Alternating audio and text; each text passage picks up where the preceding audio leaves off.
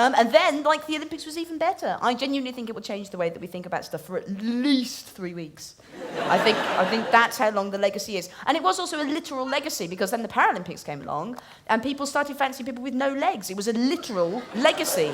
You had people on Twitter working out which one they'd bang and how. And I just think if you're going to look at progress and you ask yourself, is it progress for people to be perving Paralympians? I think yes. I think yes. And if it's not, then it's not the kind of progress I want to know about.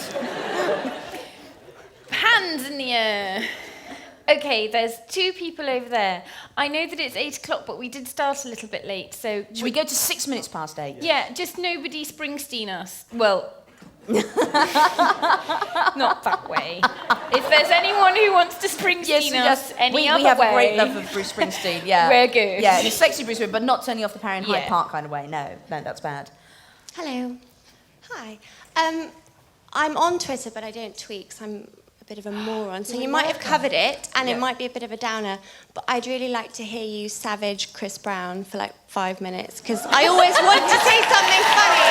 Everybody settle down. It is.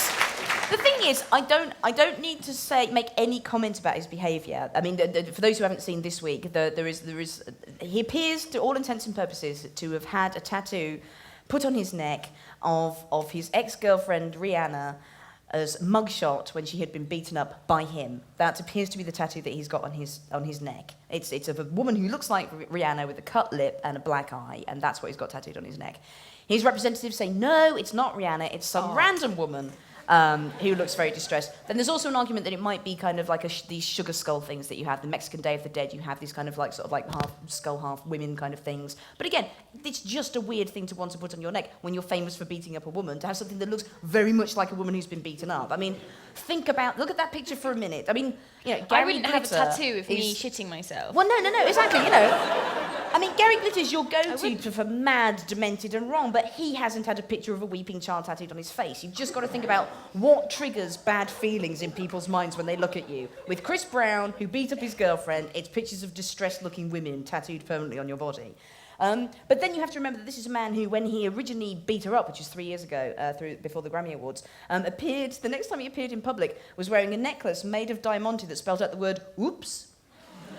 I mean, his assault on her was to strangle her to the point where she passed out, and then bite her hand and arm and leave her with a black eye, and they both had to pull out of the Grammy Awards, and it was just horrific. And of all the words in all of the world that he had to deal with that publicly, it was simply "oops" in diamonds. So it was, it was blingy apology. I mean, he's just unbelievably wrong. So I don't even need to make a character judgment of him. There's the 2 facts. Weird man who likes to have a picture of an upset-looking woman on his neck. Oops, after he beat up his girlfriend. I think that covers the whole thing.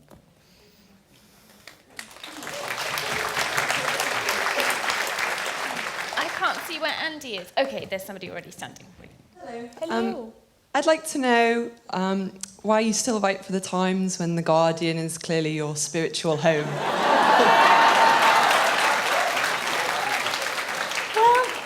I know it seems that simple, but first of all, I have amazing loyalty to the Times, because they took me on when I was 18, and it was literally cheese counter or prostitute. Like, I faxed them a column, and they rang me the next day and said, we will give you a column. I just think that's amazing. The amount of faith that they've put in me over the years, the promotions they've given me, they've just been really lovely. I was so loyal to them, I would never leave. Secondly, I am proud of that paper. When the whole hacking thing went on, there was one instance where the Times had done hacking, and it was a rogue journalist who was just there on the news desk and stuff, who had just done it on his own. It was the paper, James Harding is just he's the gentleman of Fleet Street, and he looks like Daniel Craig when he's playing James Bond. I think it's very important to work for a boss you fancy a bit. It's an enormous incentive when you're over deadline. And thirdly, I believe in the paywall. And if you talk to people in the media, everybody's kind of wants to know what's going to work to make money for newspapers. Because at the moment, nearly every newspaper is losing money, apart from the Daily Mail. And no one wants that to be the only newspaper and the only model that earns money. Because the Daily Mail are earning money from trolling their readership by posting pictures of Kim Kardashian's arse with fat or what next to it and trying to provoke them into a rage. It's just a hateful newspaper. So the paywall, and the other thing is as well, that when I wrote a column about this, it's in the book, But I'm pro paywalls because if you look at all the stuff that became free when we all went online, music became free, music industry decimated, 40% drop in revenue since 1999. All the magazines, the circulation dropped, magazines go out of business left, right and centre, Mellow Makers closed, you know, all the magazines face closed, everything, circulation plummeted since it went free online. But the only people who are supposed to work for free or are giving their stuff away for free are artists. You know, it's what the working classes used to do. You'd form a band, you'd go and be a journalist, you'd work your way through the style press. That was how you got a fix in the media and made your way in the world if you were working class and you didn't have any qualifications. Everything else on the internet, not for free. Topshop, not giving stuff away for free. Halfords, not giving stuff away for free. You know, shops and commerce and business still charging you. The only things that were supposed to be given away for free are things that hadn't required any degree of artistry or free speech. And now you've got to the point where the only way you can get a job in the media is by working free as an intern, which makes it, again, the privilege of the middle classes. Working class people can't afford to form bands. And they can't afford to go and be journalists and try their arm working on the music press. So, you know, you download this stuff for free, but you actually eat the culture that then your children would want to take part in. I've written loads of columns about this, actually. There's another one in next Saturday. It's a thing that obsesses me. So, you know, I love The Guardian. I've got many friends there. They're really lovely to me. I always want them to be a Guardian, but I always want them to be a Times as well. And I just think the principle of paying for things is one that's fairly well established as working quite well. The essential logic of things being free, no one's explained to me how that's going to work. And the answer is it doesn't work. Everything's going out of business. Everyone's losing money hand over fist. Things are disappearing.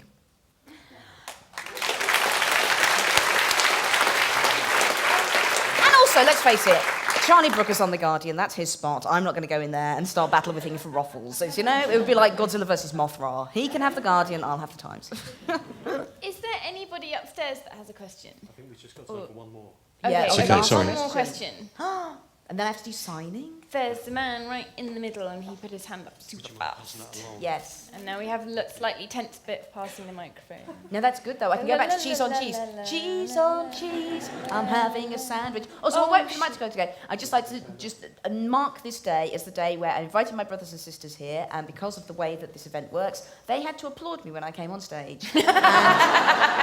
And I think you know that pays you back for that Christmas where you went into the kitchen, put a pillowcase over my head and gimped me, okay? When I quits. Hello. All right, Ian Paisley.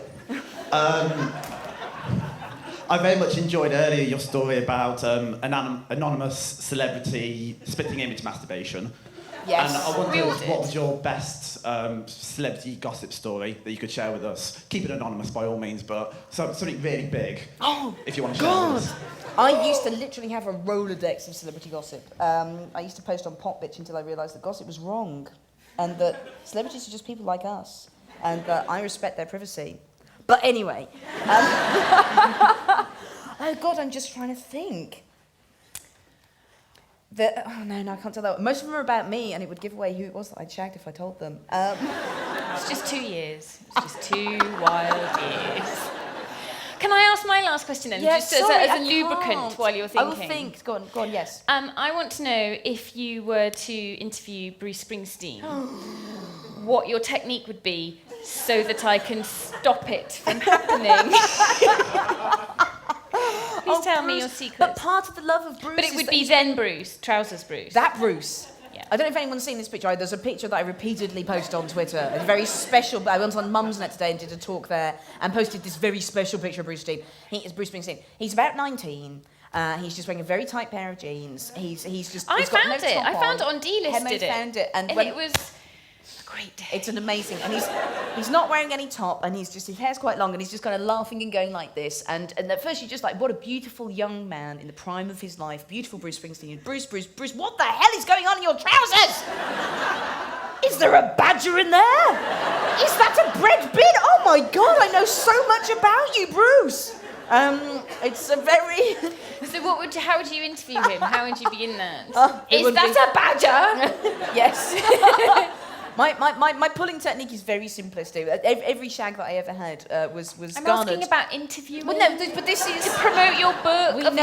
We know what that question was. Every shag that I ever garnered in my life was garnered with this incredible chat outline, which is very complex. Okay, and I'm learned ready. from a mystic Meiji yogi, which is, would you like to go and have a shag?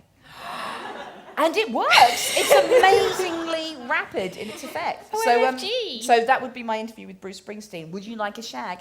And that now ends. It does. The duck has quacked. Yes, the duck has Phone quacked. duck has quacked. And that's not a Okay. euphemism, it's literally a timing thing. Patmo from me and the gang and the internet. Hi, the internet! Hi, Oh my god! internet. Hey, Hi, can everybody internet. wave at the internet? Let's wave at the internet. Hi, the internet!